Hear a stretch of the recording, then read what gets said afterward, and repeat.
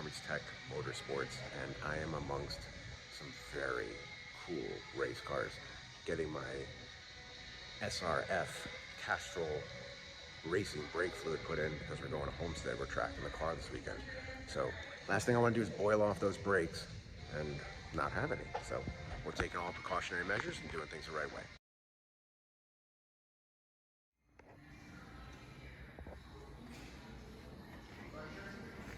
Open. Close.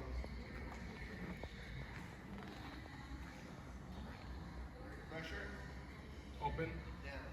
Close.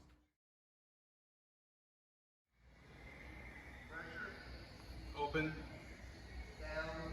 Close.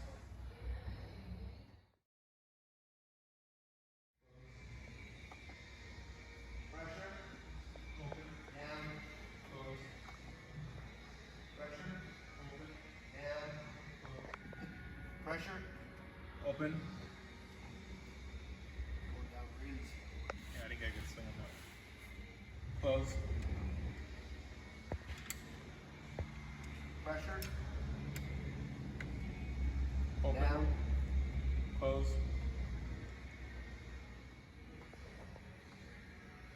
Pressure. Open. Down. Close. Pressure. Open. Down. Close. Go to the next bleeder. Yeah. Pressure. Open. Down. Close. Pressure. Open. Down. Close.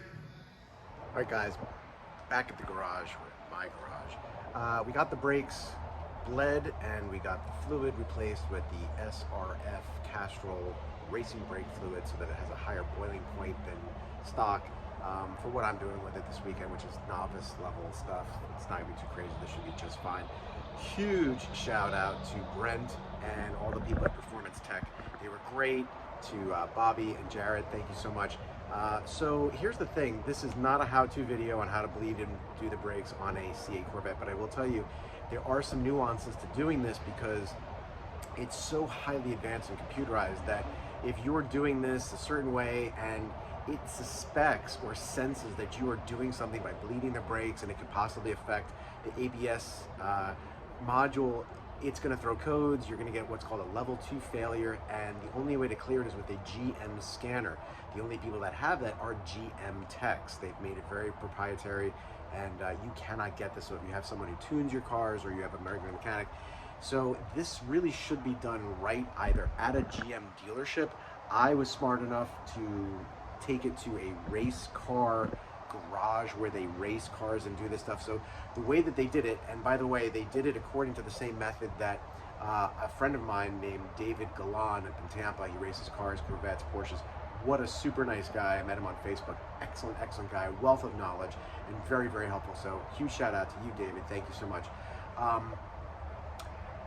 Basically, you got to use the two-man method of pumping the brake. Again, this is not a how-to. Well, let me rephrase it. Let me go back a step. First of all, you have to disconnect the battery, let the entire car discharge for about 5 to 10 minutes. While the car is discharging, jack it up, lift it up, take off the wheels. At that point, you pretty much should, unless you've got a pit crew and they can do it under 30 seconds, you should be able to let the car discharge.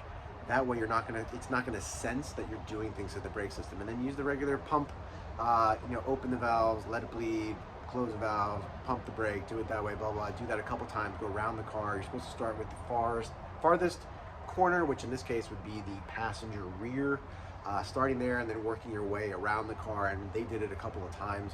I don't remember if it was 3 or 4 times going around until they made sure that it was all the old fluid was out, all the new fluid was in, and that the brakes were bled. No, the brakes were bled. Say that 10 times fast. So that's how they did it. I have some video, you can see them doing it. Please do not use this as a how-to, but that is some advice if you want to do it. Then when we reconnected the battery, obviously you have to index the windows, but it didn't throw any codes. And we've got great brake fluid in there.